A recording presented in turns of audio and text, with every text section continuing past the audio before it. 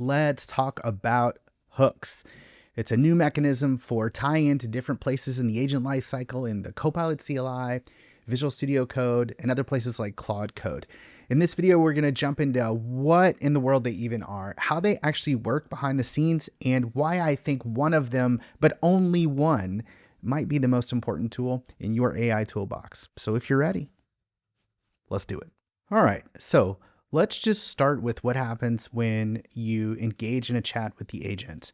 So the first thing that you do is you send a prompt to the agent. And then the next thing that happens is that the agent loop then starts. And what this looks like is the first thing that it does is thinking and reasoning. And you see all those tokens come back in the chat. And then the next thing that it does is it does tool calls. So these are things like reading files, writing files, executing bash scripts, and it may do some tool calls, or it may just do one tool call. It just depends on whatever tool calls the agent decides it needs to do. And then what will happen is maybe the agent decides that it needs to launch a sub agent. And that sub agent is really doing the same thing as the agent. It's reasoning and then making tool calls. And these things here, it's important to note that the agent and the sub agents, these are actually loops. So what happens here is this agent runs and runs and runs until it doesn't have any more tool calls to make. And when it doesn't have any more tool calls to make, then it's done. That's what's actually happening. That's how the agent knows it's finished, is when there's no more tool calls. And the sub agent works exactly the same way. They're actually loops. So this thing just runs over and over and over again. And then at some point, right at the end of this thing, you get this like response where it tells you what it did or it's done, etc. Right? And so this is what the actual chat process looks like here, or kind of like at a high level, how it works. Let's just connect some of these arrows here so I feel good about this. Good. Now, what hooks allow you to do are to execute events at various points in this right here, which we might call the agent lifecycle. And keep in mind that this may continue, right? So you may have another prompt down here at the bottom, and then you get another agent loop. So like this whole thing starts over again, right? And this may be to you, it's all the same chat session, and the context of all of what happened up here gets passed down in here as well. But this right here is essentially the agent lifecycle. And so hooks allow us to execute some commands at different points, as we said. So the first one is when you start a new session and send your first prompt, an event called session start fires. So that's the first one. And then every time you send a prompt, there is a user prompt submitted event that fires. And these are the hooks. They're really just events, but they're called hooks. So user prompt submitted, and it's important to note that this user prompt submitted will fire again right down here. If you do another prompt, it will fire again, whereas session start only fires after the very first message in a session. And then the next one that happens is before tool calls, before and after, we have pre-tool use, and then we have one after it, and that hook is called post-tool use. And then for our sub agents here, we actually have events for those as well. So there's a hook for the sub agent that's sub agent start, and I believe one for sub agent stop. Okay. And then we have one event here at the very end, right here at the response, which is basically session end. And then we have one more hook that fires just kind of, it doesn't really have a place in the life cycle, just wherever this might occur, which is just error. It's either on error or error occurred. I think it's error occurred. And this just fires whenever there's an error in here. So what these hooks allow you to do is that you can handle any one of these, and some of these hooks are blocking and some of them are not. So for instance, sometimes all you can do is handle what happened, but in the case of hooks like pre-tool use, you can actually say, based on whatever you decide in this hook, yes or no, you may or may not call this tool, and that's going to be powerful here. In a minute, we talk about that. Okay, so at a high level, that's how it works. Let's jump in and build our first hook. All right, so I'm in Visual Studio Code here, and I'm going to use the CLI, but we're also going to use the chat in Visual Studio Code. Hooks are close enough, almost identical in the CLI and Visual Studio Code, that they work the same way in both places. And actually, it's easier to test using Visual Studio Code, and we'll see why that is here in just a second. So first, let's go to User Settings and just look for hooks. And we want to make sure that hooks are enabled, because right now they are in preview. And then if you want to use existing Claude hooks, you can turn that on. And then this custom agent hooks, we'll talk about that here in a second. But it's important to note that, like, where do hooks actually go? Well, they're just JSON files, and they can go in your project, which are these settings here, either under .github or .claude folders, or they can go in global folders, right? This is on your user profile, .copilot or .claude. So with those settings enabled, let's go back here, and on the agents one, you can, at the time of this recording, actually specify hooks directly in your agent. We should see that here. Yes, we can. And so we can specify hooks that we want this particular agent to execute. We won't actually do this in this video, but just know that this is in experimental mode at the moment, and you can do this. So let's go ahead and work on creating our first agent. So the first thing we're going to want to do is create in our GitHub folder a new folder. Let's call it hooks. And then we just need a JSON file to define our hooks. And because we're developers, we're going to do a hello world, and it's just a JSON file. That's all it is. Now, because we've created this JSON file inside this hooks folder, Visual Studio Code is going to know about the format of this file. So I'm going to control space, and then we want to set version to 1, and then we can start defining our hooks here. Now, for our hooks here, let's go ahead and start, and let's do the user prompt submitted. And we're going to start with this one because it's just easiest to test, because it's going to fire every single time we send a prompt. So just super easy to test. And notice that you can have multiple handlers here for any hook, right? So you can have multiple hooks and you can have multiple handlers.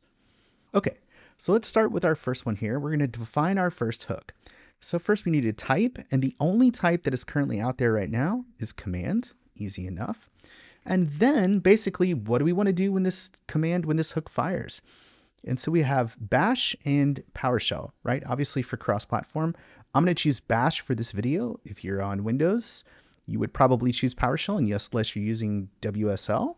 So let's pick bash, and then let's just go ahead and echo out hello world. Why not? Okay, now let's go ahead and see how this hook is actually executed. So I'm going to go back to the CLI here. Let's go ahead and collapse this, and I'm going to start the CLI. All right, we're going to switch to a smaller model because these are hooks, and so we don't really need model performance. These things are deterministic, which means we get to decide when they fire, not the model. So we can use a very small model for this. So the first thing that I want to do here is I'm just going to say hi, and let's see what happens. Well, we don't see any output from the hook. And if we try it inside of the Visual Studio Code chat here, let's see what happens. Well, we don't see our hello world message. And the reason for that is because it doesn't show up here or here. But if we go to the bottom panel here and we go to output, and we can look at chat hooks, then we'll actually see the hello world, right? So if I do this again, we get another entry here. Now notice that this only works for Visual Studio Code. So if I come and put something here in the CLI, if I say hi, nothing actually happens. This request came from the chat. The CLI doesn't actually log anything. And that's why when you're doing hooks, it's just easier to test with the VS Code chat here. So you can see your output here. The other way that we could do it here is we could just pipe this somewhere else. So we could say, let's send this to log session.log. Okay, so we're just going to log this out to a file. I'm going to change my tab size here just to make this. Okay, perfect. Now let's go back, and I'm going to collapse this sidebar, and let's use the CLI. And I'm just going to say hi. And where do you think that session file is going to go here? It actually doesn't go anywhere. And that's another thing to know, is that with the CLI, every time you make a change to a hook, you need to reload the CLI. And you can do that with /new. But in the VS Code chat, you don't actually have to do that. So I'm just going to say, if I come back here and say hi, you can see the file is created right here in session.log. So the file is created at the root of the project. So if you don't otherwise specify, the root of the project is where it's looking. If you wanted to specify, you could come and say current working directory here. We could change this. And if we said it's in .github/hooks, now if we run this, let's go back. And if we say hi, now our session log actually shows up in the hooks folder. So this is important to understand the pathing. And this really confused me when I was putting this video together, is where does this actually execute and what does this current working directory do? So what it does is it basically just says, execute this inside of this folder. And when you do that, then it becomes relative, and that's important when using scripts. So let's talk about scripts, because that's how you're going to handle this. So obviously you can't put your whole bash command in here. That wouldn't make sense at some point. It would be way too long. So what you could do instead, though, is you could create a folder. So let's go into GitHub and say new folder, and let's call it scripts here. And if we wanted to, we could even put this inside of the hooks folder to make this a little cleaner. Let's create a new file and just call it hello world. Hello world.sh. And this will be our bash script. And the first thing we want to do is make this script executable. And now we can echo out something like hello from the script, hello from the script file, and we can send that to our session log. Okay, so to call this then, what we need to do is come back here, remove all of this here, and then we just need to pass the location of the scripts. Now, this will work because we've already specified that we're in the hooks folder. So we can just pass a relative path to the scripts. If we didn't have this, this would fail. This would have to be like this. It would have to be .github/hooks like this, and then /scripts. But because we had the relative path there, we can just pass /scripts, and this will work. So let's go ahead and run this. So we'll just say hi. We're saying hi a lot. Oh, and look, so this is good. I made an error, and Visual Studio Code is really good about this, where it says warning from the user prompt submit hooks. We can take a look at this, and it says permission denied. Oh, interesting. So what's going on here? Well, in Bash, you have to make a script executable by changing its properties with chmod. So let's go ahead and do that. Let's go to the terminal. And we can just change it to executable with the chmod command there. So let's go back. Let's try our hook again and say hi. All right, and this time we did not get a warning, which means it executed successfully. So let's go to our session log here, and there it is. Hello from the script file. Now, for each of these hooks that you have, you're going to get some input from the hook itself. So in our script file here, let's just define a variable. And then what we want to do is just get the input. And in Bash, we can do it just like this, right? And then what we want to do is just output this to the session log here. So we're just going to echo our input into the session log here. Okay, now let's go ahead and run again. Just say hi. And this time we should see, yep, there it is. So here's the JSON that gets passed in as the input to this script. Now, this is really hard to read like this. So there's a built-in tool in Bash, and there's probably one for PowerShell as well, that's called JQ. So let's come back here, and we're just going to ask to pretty print the input, and it will automatically use JQ to do that into our session log here. Let's go back and say hi. Come back to our session log, and now look at that. Look at how nice this is. So we're getting the hook event name, a timestamp, an ID, a transcript path, which is actually going to the chat transcript so you can get the whole thing, what the prompt was, and then the current working directory, which we've already talked about. Okay, so pretty much every hook gets the same thing. Some hooks get different things. You'll have to look at the docs for that. So when you're in a hook, you can do things like send things back out to the agent. So to demonstrate a real world use case here, what we're going to do is change this from user prompt submitted. And we're actually going to do on session start. And on session start, what we want to do is we're going to rename this a little bit to get env here. So let's do that. And then let's rename this hello world script here to just say get env like this. Okay. If we want to actually send something back, what could we send back? Well, perhaps we would want the agent to know about the user's node version without having to ask. So for instance, right now, if I say, what version of node is this user running? It will try and run a bash command to figure that out. But we can actually inject that into the session as part of the context. You can see it's doing right there. So let's go ahead and stop that. So what we want to do here is first get the user's node version.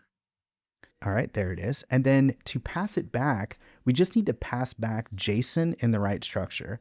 And hook output looks like this. Now for this, we don't need all these fields. We need the event name, but we don't need this deny here. We can't actually deny the hook. We can't deny the session start. We can deny a tool call, but we can't deny session start. So we're going to take this out and we're going to take out this updated input. It's just this additional context that we want. And because I already have this typed up, we want it in a special format here because we're working in bash. Let me just copy it in. It looks like that. So we're using the JQ library here to format this as output, and then we're going to echo it back out just like that. But you can see here, hook specific output, right? Event name, session start, additional context, the user's node version is, and then we're sending it back. So we're injecting context into the agent session. So let's make sure we started a new one. We're on haiku 4.5. And now let's just ask, what version of node is the user running? And this time it just answers immediately, right? There's no tool call because we injected that context into the agent. And that's pretty powerful. It's one of the common uses for hooks is to just inject content into the agent. Now, as I talked about at the beginning of this video, I do want to show you where I think this is actually useful because I don't know that it's useful to me at least to log things or inject context. But the pre-tool use hook is powerful and I want to show you how I used it. The whole problem with AI right now is that it is non-deterministic. In other words, we don't know what it's going to do. And it lies pathologically. And so we need gates that we can force the model through that will ensure that it does what it said that it did. And the pre-tool use hook is brilliant for this. So I created one that forces the model to write code that successfully lints in order to write the code with a pre-tool use hook. And we can go through that here and look at the actual code. It's a little bit long here, but essentially it uses that JQ library to run ESLint on the changed file.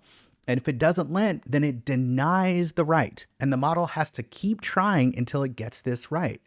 So if we look at some of the output here, this was a large run on this project here, and you can see that it's trying to write this Firebase admin right here, but it keeps failing the lint right here.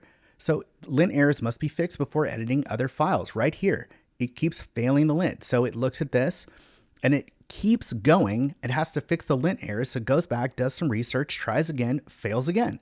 Then it goes back and says, well, I got to fix this, tries again, and it fails again. And it just keeps doing this until it gets it right and the file actually lints. And I think this is brilliant because this forces the AI to write code the way you would, which is that you write the code and if there's red squigglies under it, you don't move on, you fix the errors. But AI will move on and just rationalize why that error is okay or fix it in some hacky way. But the pre-tool use hook forces it to write lintable code. And I think that's brilliant. I'm doing this on all of my projects now. I don't trust the AI to lint or test its code after it's done. I want it linted at the time that it writes the file or it cannot move on. You can't do anything else until it fixes that issue. That's your rundown on hooks in the Copilot CLI and Visual Studio Code. You can use those today. Some of them are in experimental mode, so make sure you have all of that stuff toggled on. But thanks for watching, and as always, happy coding.